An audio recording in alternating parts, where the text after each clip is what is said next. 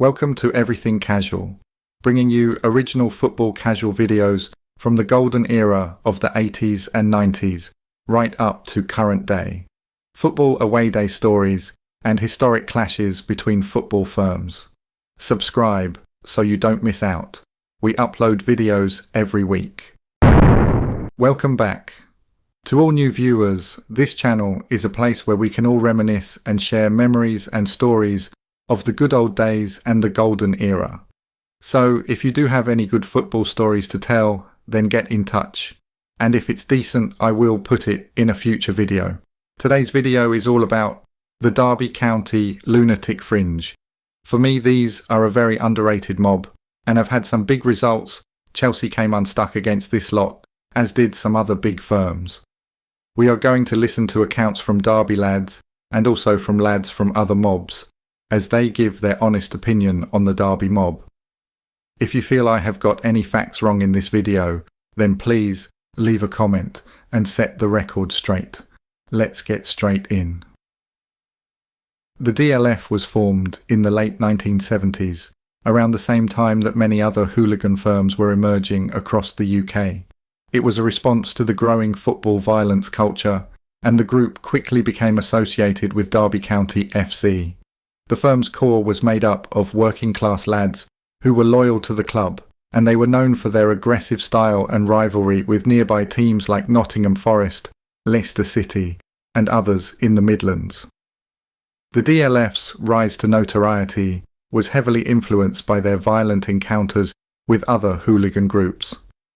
Early rivalries with clubs like Nottingham Forest, whose Forest Crew firm was another major player, solidified their reputation. These rivalries were more than just football, they were about local pride and identity. By the early 1980s, the DLF had firmly established themselves as a key player in the hooligan scene.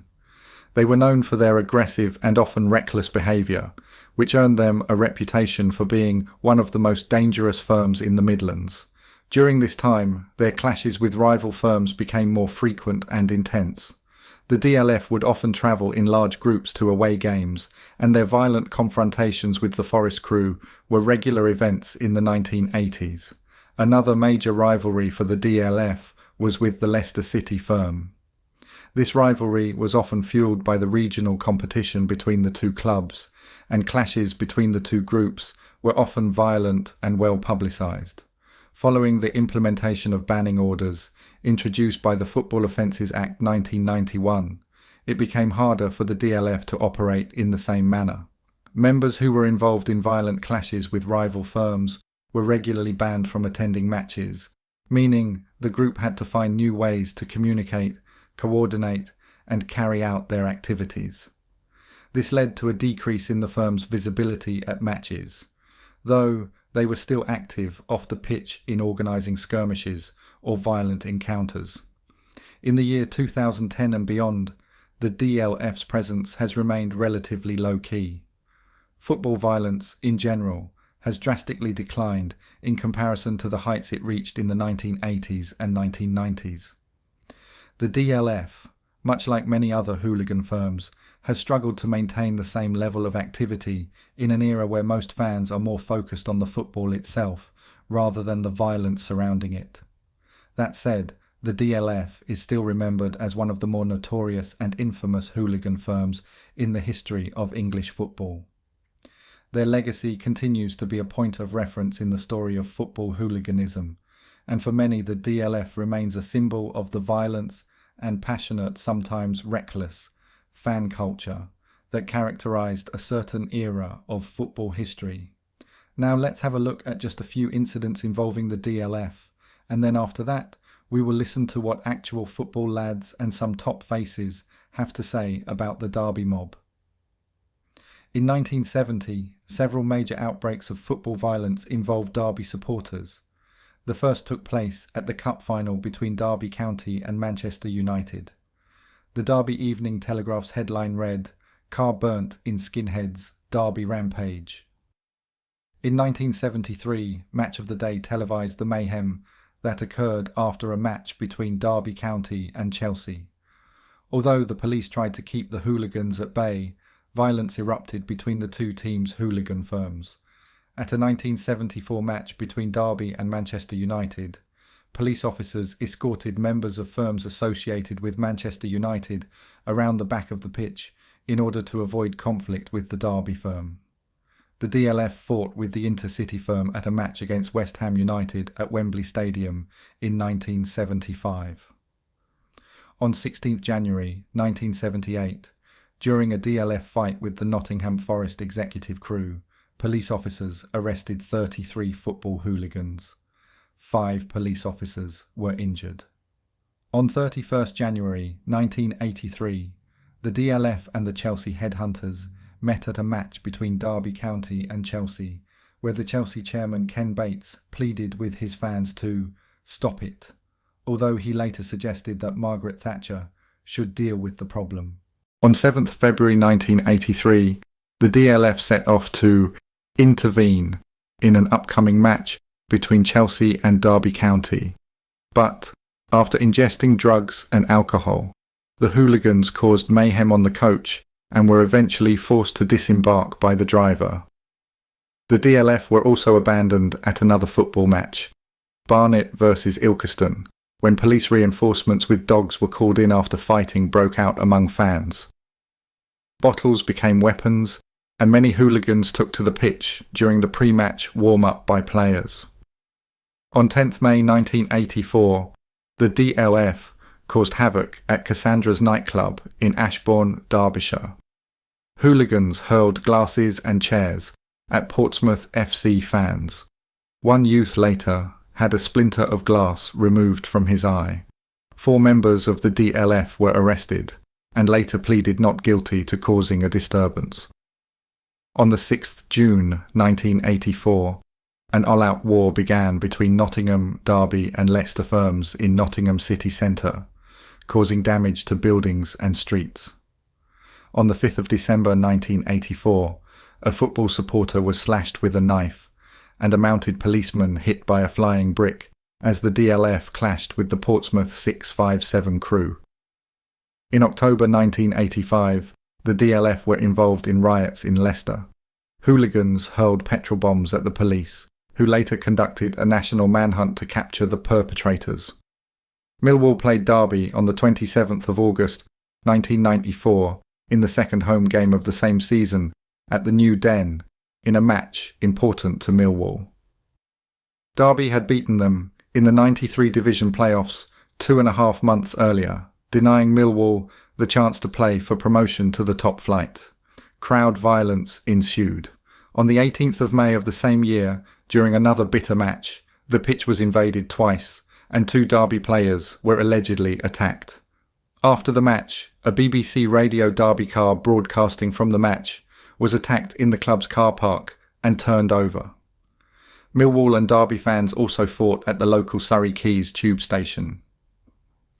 In November 2004, 4 members of the DLF were given a 3-year banning order from attending football matches and given 200 hours community service after clashes with Bradford City fans on the 12th of April 2004. Nottingham Forest may be Derby's most despised rivals, but in the early 70s they also hated Manchester United and Leeds with a passion, as the 3 clubs were among the best in England, and matches between them could sometimes determine league titles.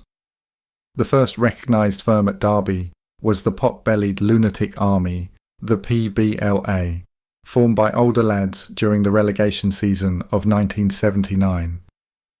Most of them had been involved in football violence since the skinhead days, but in line with developments elsewhere in the country, they now took a name. Their biggest turnout that season saw them lead the pitch invasion against Manchester City on the final day, and they were also behind the trouble at Luton in the second game of the new season. During the same season, some young Derby fans tried to create a casual firm separate from the PBLA. It was originally to be the PBLA Youth, but without the donkey jackets and scarves. In the year 1981, the mob eventually became known as the Derby Lunatic Fringe, a casual firm quite apart from the PBLA. Their presence was not welcomed by the PBLA, and there were quite a number of violent rows between the two Derby mobs until the older crew retired, and the DLF became the preeminent firm.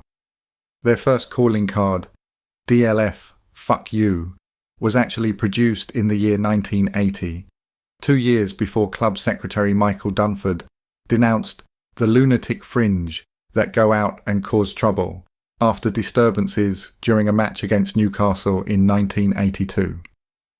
The Hooligans happily accepted this as official recognition, and perhaps it even spurred them for what was to be their most active season. On January the 8th, they played host to Forest, and there was trouble before, during and after the game. Police used horses to separate fighting fans outside the ground as 40 Derby lads charged into Forest as they were making their way to the ground. The DLF also attacked away fans in the Cambridge pub in Dairyhouse Road. Next up was Leeds, and Derby fans were once again allowed onto the Osmaston terraces. However, away fans were still given the middle and upper seats in the stand, providing them with both ammunition and an easy target in the home fans below. Given Leeds' reputation as ground wreckers, this was not a wise move, and sure enough, over 500 seats were ripped up and thrown at defenceless Derby fans. The trouble started even before a ball had been kicked, when Leeds fans attacked vehicles and the police. Inside the ground, trouble broke out in the lay stand between Leeds and the Rowditch pub crew, and the latter, after being bombarded with flying seats, a mob of DLF climbed into the middle tier of the Aussie stand to mix it with Leeds. A year to the day since Derby fans had celebrated Division 2 survival by invading the pitch at Fulham, the club was once again travelling away on the last day of the season facing relegation. This time, they were at Shrewsbury, and 3,000 made the short hop across the West Midlands. Shrewsbury won the game, and the second goal was the signal for a Derby invasion.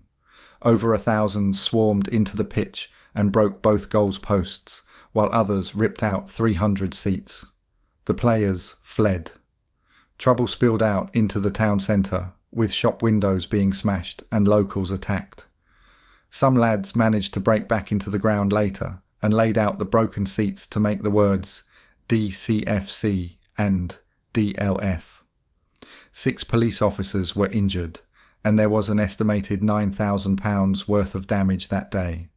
At schools the following Monday, children showed off DLF, calling cards that had been dropped around the town.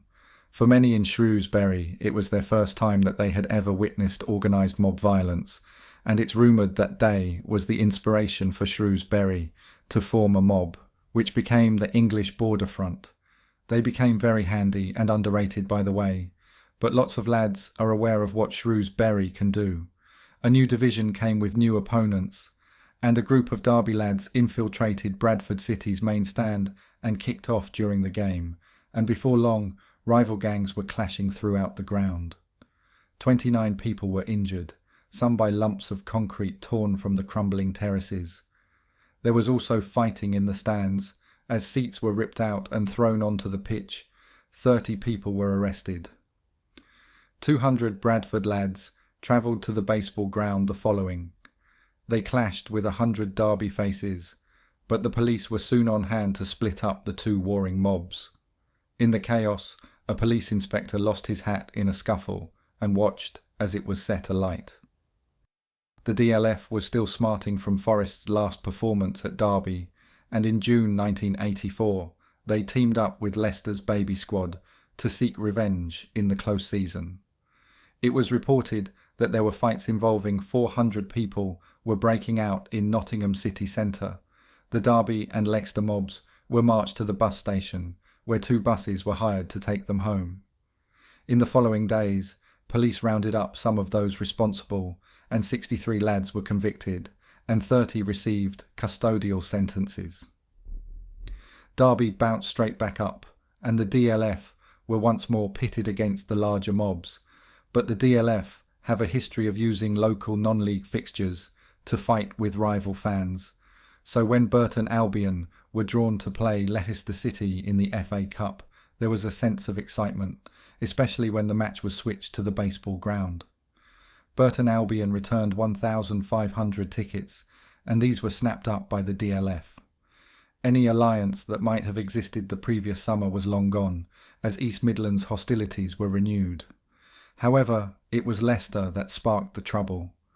The Burton goalkeeper was knocked unconscious by a missile, and seats were ripped out of the Osmaston stand. Later that year, Derby travelled to Leicester for turned out to be an explosive night. Trouble began 5 minutes before the end of the game, when bricks and bottles were hurled at police as they attempted to clear 50 Leicester hooligans gathering outside the away end. The Leicester mob grew to around 300 as away fans were escorted out. Despite a ring of police, more than 1,000, Derby broke away to confront them. Outbreaks of violence soon spread to a nearby shopping centre and the Highfield area of the city, where 100 local youths threw petrol bombs at the police. Cars were overturned and shops wrecked. 40 people were arrested, and at the height of trouble, over 500 old bills were deployed. In March 1987, Portsmouth came to visit. It was a dark day for the club. An attack of 60 Portsmouth fans on an amusement arcade used by the city's young Afro-Caribbean community led to 4 hours of disorder. A car was set alight, barricades set up, windows smashed and police officers badly hurt as local black youths retaliated. The police claimed that the attack was pre-planned by Portsmouth fans, a claim that was strongly denied by the 657 crew. Such trouble was now increasingly rare. The DLF still turned out, but trouble was nearly always restricted to pub fights, as CCTV cameras killed everything. However, the violence often involved weapons. A Stoke fan was stabbed and 23 arrested in a clash before the local derby after Stoke began hurling milk bottles at local youths. On the opening game of the 1988 season, 10 people were arrested after a pub fight with Middlesbrough. The Sheffield clubs, particularly Wednesday, also emerged as key rivals for the DLF. While much of the violence had decreased, there were still isolated incidents involving DLF members. Rivalries with firms like the Forest Crew and Leicester City's firm still simmered beneath the surface. These rivalries, while no longer as publicised, still held significant weight within the groups involved. Some of the more hardcore members of the DLF continued to maintain their pride and loyalty to Derby County, and there were occasional clashes or altercations at away games, particularly during high-stakes matches or derbies. However, these confrontations were less frequent and less brutal than in previous decades. Thank you for watching. See you next time. Thank you for taking the time to watch this video. If you subscribe, you will be notified when we release a new video. It could be your firm we make a video about next, so don't miss out and hit the subscribe button. You can find me on Facebook or email me if you have a good story to tell. See you next time.